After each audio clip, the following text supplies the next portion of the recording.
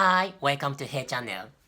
I'd like to introduce Japanese window bells Furin today. Fu means wind, and rin means bell in Japanese in this case.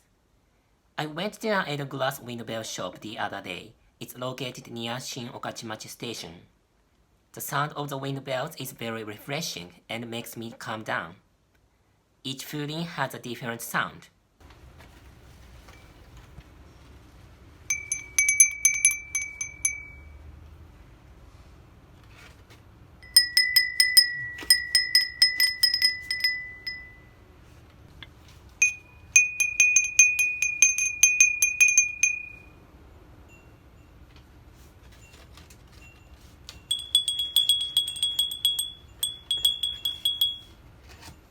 Some shops have a workshop to make your only one Furin in the world, and I bought this Furin this time.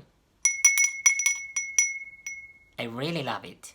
Thank you very much for watching today's video. See you next time!